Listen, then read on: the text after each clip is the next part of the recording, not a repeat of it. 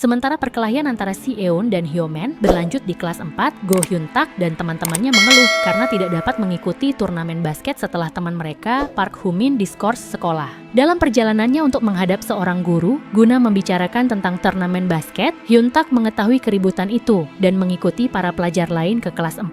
Sementara itu, Si-eun membiarkan Hyo-man memukulnya berulang kali tanpa melawan. Si-eun menghindari salah satu pukulan Hyo-man dan Hyo-man terjatuh. Hyun-tak turun tangan dan menghentikan Hyo-man. Hyo-man dan Hyun-tak mulai bertengkar dan Hyo-man memanggil Hyun-tak sebagai Antek Hoo-min. Hyun-tak marah dan melakukan tendangan karate ke belakang yang hanya mengenai hidung Hyo-man.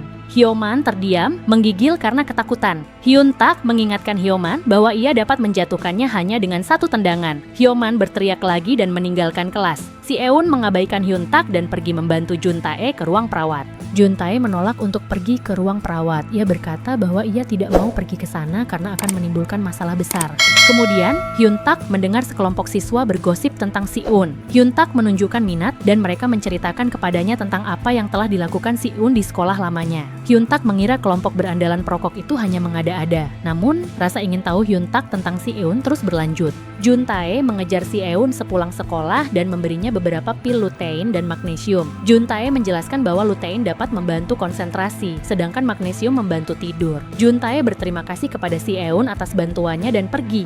Keesokan harinya, Si-eun sudah siaga di sekolah dan bergabung dengan Jun-tae untuk makan siang. Ia mengucapkan terima kasih kepada Jun-tae atas vitamin yang diberikannya. Setelah makan siang, mereka nongkrong, menonton Hyun-tak dan teman-temannya bermain basket. Hyo-man mendekati mereka dan berusaha mengadu domba dengan cara memberitahu Si-eun bahwa Hyun-tak berencana untuk menghajarnya. Si-eun melotot ke arah Hyun-tak dan menarik perhatiannya. Hyo-man kemudian memberitahu Hyun-tak bahwa ia dan Si-eun telah menjadi teman dekat. Jun-tae memberitahu Si-eun bahwa dia akan pergi ke kamar kecil sebelum jam pelajaran kelima. Di jalan, geng Hyo-man mengajaknya pergi. Sementara itu, ketika Hyun-tak dan teman-temannya meninggalkan ruang ganti mereka setelah istirahat makan siang, Hyo-man memporak-porandakan tempat itu. Jun-tae tidak kembali ke kelas hingga akhir pelajaran sekolah. Hyo-man mendekati Si-eun dan memberitahu bahwa Hyun-tak menyeret Jun-tae ke ruang olahraga mereka. Si-eun lalu menemukan Jun-tae di salah satu loker. Dia telah dikunci sejak istirahat makan siang, tetapi Si-eun tahu itu ulah Hyo-man. Hyun-tak diberitahu bahwa Si-eun ingin bertemu dan bertarung dengannya di ruang klub basket. Ia pun dengan marah bergegas ke sana. Ia melihat Si-eun meninggalkan ruang klub dan menyimpulkan bahwa dialah yang menghancurkan tempat itu. Sementara itu, Hyo-man tengah menyusun rencana dengan gengnya tentang cara memanfaatkan perkelahian yang telah ia rencanakan antara Hyun-tak dan Si-eun.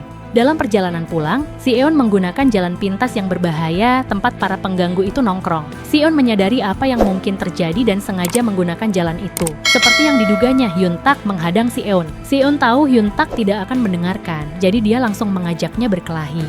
그냥 때려.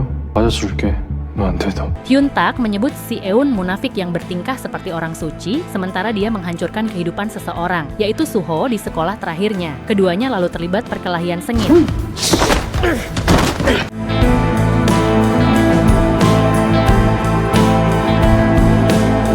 Tak lama kemudian, Hyo-man dan antek-anteknya muncul. Hyun-tak dan Si-eun bergabung untuk melawan gengnya Hyo-man, tetapi mereka kalah jumlah. Tiba-tiba, Park Hoo-min muncul. Para pengganggu itu ketakutan di hadapannya. Hyo-man menjatuhkan tongkat bisbol yang hendak digunakannya untuk memukul Si-eun. Ia mencoba memohon kepada Hoo-min. Sambil berlari, Hoo-min memukulkan bola basketnya ke kepala Hyo-man. Si-eun terkesan dengan ketepatan Hoo-min. Hoo-min bertanya siapa Si-eun karena ia belum pernah melihatnya sebelumnya. Namun, ia berpikir bahwa Si-eun punya nyali.